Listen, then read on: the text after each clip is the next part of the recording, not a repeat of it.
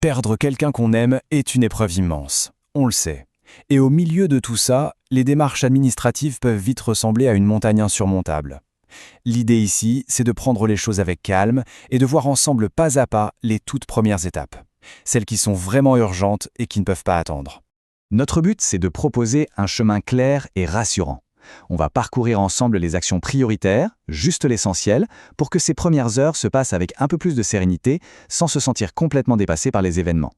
Alors, voilà notre feuille de route. On va commencer par l'urgence absolue. Puis, on verra en détail ce qu'il faut faire dans les premières 24 heures, c'est crucial. Ensuite, on regardera les jours suivants, on parlera aussi de comment retrouver les dernières volontés du défunt et on terminera sur les aides qui existent. C'est un parcours simple pour ne pas se perdre. Allez, on commence tout de suite. Gérer l'urgence. Attention, à ce stade, on ne parle pas du tout d'organiser les obsèques. On se concentre uniquement sur les toutes premières actions, celles qui sont critiques et qui doivent être menées immédiatement. C'est important de le redire, c'est une période qui est émotionnellement très difficile.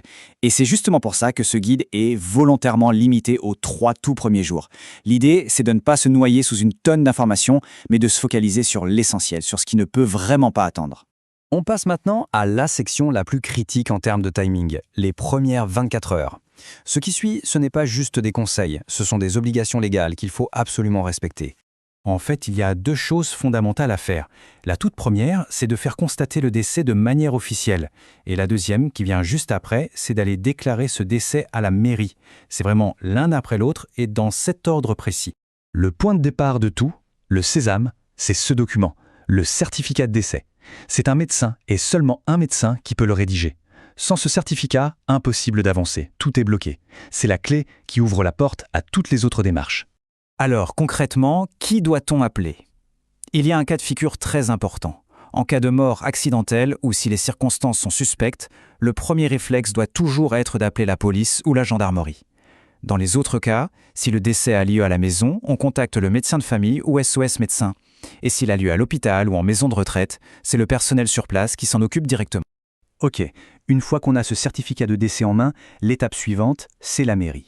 Attention, c'est bien la mairie du lieu où le décès est survenu. C'est là-bas qu'on va vous délivrer l'acte de décès. Ce papier officiel, on va vous le demander partout. À la banque, pour les assurances. Et surtout, il est indispensable pour pouvoir organiser les obsèques.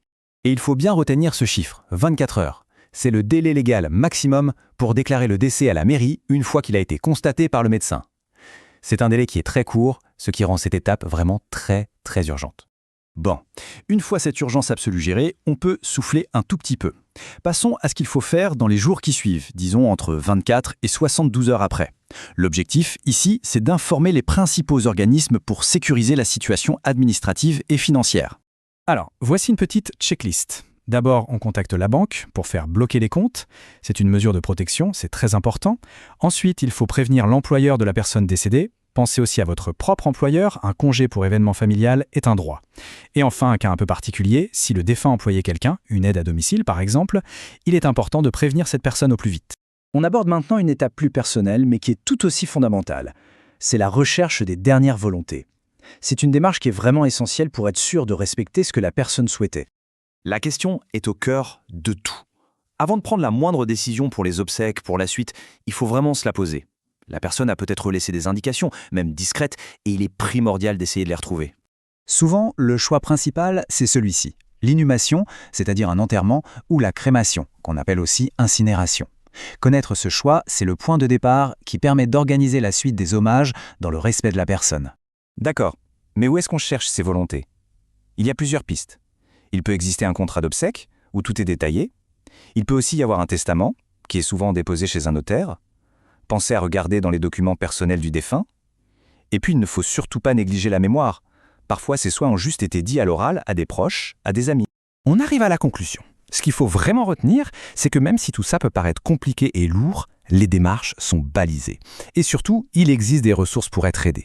Personne ne devrait avoir à traverser cela tout seul. Alors si on devait résumer de manière très simple, le parcours de ces premiers jours tient en 4 actions. Faire constater, déclarer, informer et chercher les volontés. En se concentrant sur ces 4 points, on est sûr d'avoir géré le plus urgent et le plus important. Une fois que ces premières urgences sont derrière, vient le moment d'organiser les obsèques.